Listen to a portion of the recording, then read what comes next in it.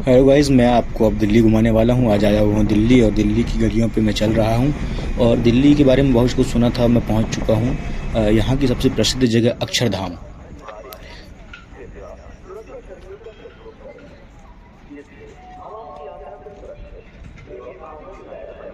ये है दिल्ली का अक्षरधाम। और अक्षरधाम बहुत शानदार जगह है, बहुत बड़े कैंपस में फैला हुआ है। यहाँ की जो कलाकृतियाँ हैं, यहाँ पे जो मंदिर है, मतलब बेजोड़ फार्मूला है, अनोखा है। तो बहुत बारीकियाँ हैं और अंदर फ़ोन अलाउ नहीं है और बहुत सुंदर जगह है। यहाँ पे सुकून है, शांति है और बहुत शानदार जगह है। अंदर मैं दिखा नहीं पाया, उसके लिए सॉरी, क्योंकि यहाँ फ़ोन अलाउ नहीं था। फ़ोन को हमें यहाँ पे सबमिट करना पड़ रहा। चलिए इसके बाद दिखाता हूँ दिल्ली में कुछ और। तो गाइस, इसके बाद मैं चलता हूँ दिल्ली की सबसे प्रसिद्ध जगह, एक और जगह है राजघाट, जहाँ पे महात्मा गांधी जी की समाधि स्थल है।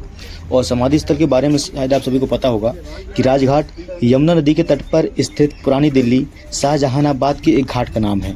इसी स्थान पर महात्मा गांधी जी की शहादत के बाद दिनांक 31 जनवरी 1948 को दाह संस्कार किया गया था। राष्ट्रपिता को श्रद्धांजलि अर्पित करने के लिए यहाँ पर एक स्मारक का निर्माण किया गया। मुख्य द्वार से पत्थर निर्मित फुटपाथ स्मारक तक जाता है। यह स्मारक खुले आसमान के नीचे काले संगमरमर पर एक मंच पर स्थल पर है। एक ओर मध्य में एक अखंड ज्योति निरंतर जलती रहती है और दूसरी ओर गांधी जी के अंतिम शब्द हे राम लिखे गए हैं। यह स्मारक महात्मा गांधी के जीवन की सादगी को दर्शाता है। समाधि परिसर में प्रत्येक शुक्रवार कताई कार्यक्रम और सर्वधर्म प्रार्थना का आयोजन किया जाता है। यह है महात्मा गांधी जी का समाधि स्थल राजघाट।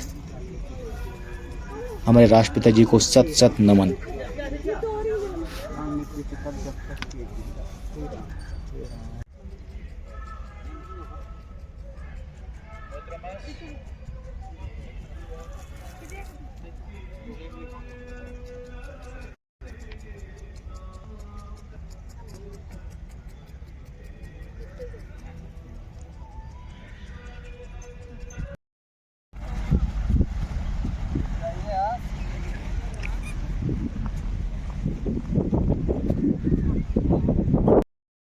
इस वक्त मैं हूँ दिल्ली के राजघाट पे।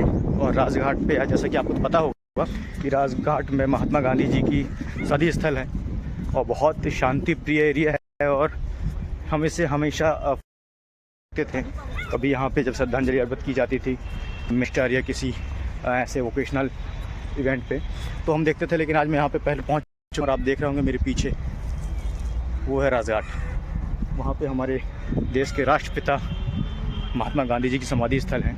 और आसपास पूरा देख रहे होंगे आप लोग, नेचुरल ब्यूटी है, पेड़ है, ग्राउंड है। और मुझे लगता है कि यहाँ पे कम से कम पूरा एक दिन आप स्पेंड कर रहे हैं, बैठे हैं, तो इसकी ज़्यादा वैल्यू आपको समझ में आएगी। लेकिन हम लोग आज दिल्ली पे शाम को 4 बजे तक हैं। सुबह 4 बजे हम लोग आए हैं, जबलपुर से ट्रेन पे आए हैं और सुबह 4 बजे दिल्ली पहुँचे, थोड़ा रेस्ट किया होटल लेके और अभी घूमने निकले हैं। 4 बजे तक हम लोग दिल्ली पे हैं और 4 बजे के बाद हम लोग मजनू का टीला जाएंगे। वहाँ से हमारी नेक्स्ट यात्रा कुल्लू मनाली के लिए चालू होगी। तो 4 बजे हमें वहाँ पहुँचना है, इसलिए हम लोग जल्दी जल्दी इस जगह को कवर कर रहे हैं। फिर कभी आराम से आएंगे, पूरा दिल्ली घूमेंगे।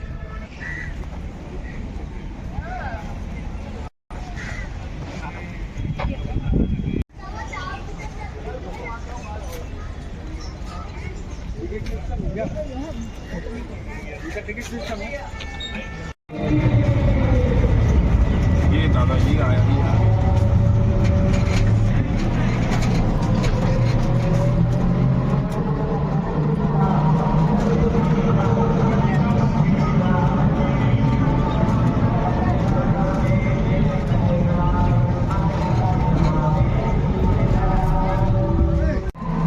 रिक्शा बुक करके अभी हम लोग घूमने आए हैं लाल किला। और लाल किला बहुत लंबा है, पैदल घूमना बहुत मुश्किल हो जाता है, इसलिए हम लोग रिक्शे पे घूम रहे हैं। ये पीछे देख रहे होंगे लाल किला की दीवार है, अभी मैं आपको दिखाऊंगा सामने से लाल किला।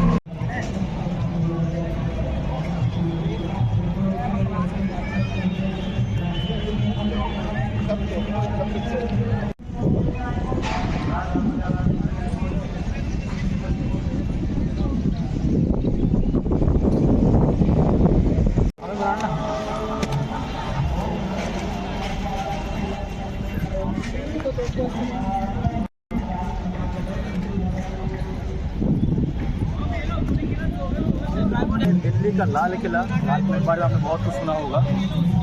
इस वक्त मैं हूँ लाल किले पे दिल्ली में।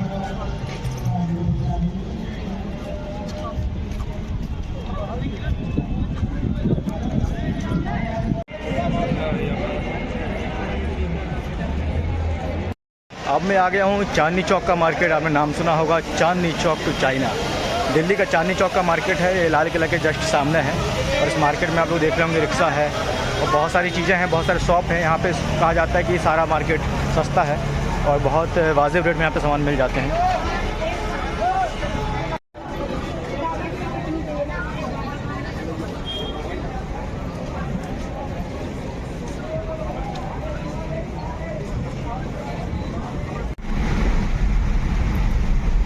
लाल किला घूमने के बाद हम चलते हैं इंडिया गेट। इंडिया गेट का नाम आपने सुना हुआ होगा और शायद इससे आपने फ़ोटो वीडियोज़ में देखा भी होगा। ये टनल के अंदर से हम लोग बाइक अंदर से रोड है और वहाँ से हम लोग चलते हुए जा रहे हैं इंडिया गेट की तरफ।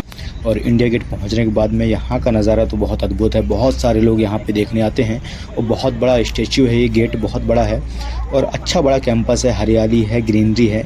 और इंडिया गेट भी एक अनुपम कलाकृति का उदाहरण है। आप इसमें पास से जाके देखेंगे तो बहुत ख़ास नक्काशी यहाँ पे की गई है। पत्थरों का बहुत सटीक इस्तेमाल किया गया है और बहुत बड़ा गेट है, विशालकाय गेट।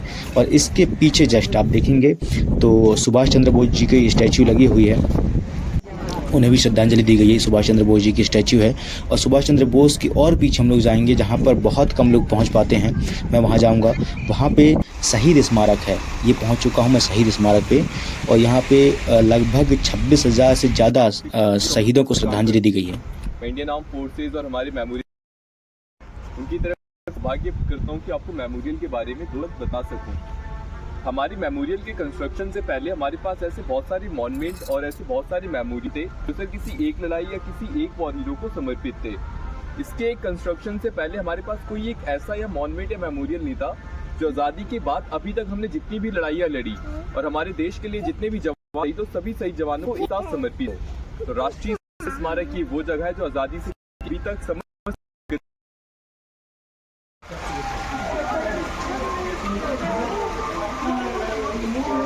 हमारे देश में बहुत सारे युद्ध लड़े गए। उन युद्धों की कुछ तस्वीरें यहाँ पे पत्थरों के माध्यम से लगाई गई है और उन युद्धों का डिस्क्रिप्शन यहाँ पे किया गया है। अनेक युद्ध का अनेक तरीके से वर्णन किया गया है, जैसे कि ये लोगेवाला की लड़ाई है। ऐसे बहुत सारे युद्धों का जिक्र यहाँ पे किया गया है जिसे लोग देखने आते हैं और पढ़ते हैं और उन्हें समझ में आता है कि हमारा देश भी इतनी आसानी से आज़ाद नहीं हुआ था। हमारे क्रांतिकारियों ने, हमारे वीर सपूतों ने अपने आप को शहीद किया है, तब जाके आज़ादी हमें मिला हुआ है। ये देखिए जैसे कि ये गंगा सागर की लड़ाई है। इस तरीके से बहुत सारी लड़ाइयों का जिक्र यहाँ पे किया गया है।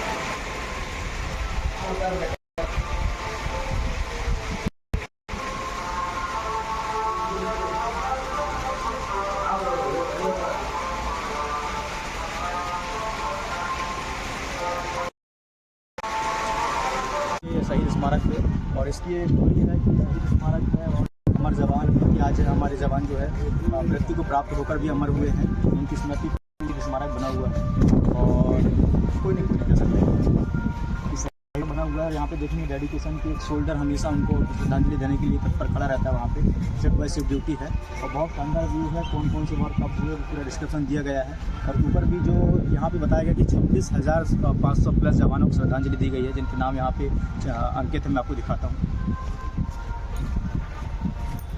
बंद कर लो। ये है जिसपे हमारे चारों तरफ है। ये देखिए बहुत लंबा चारों तरफ।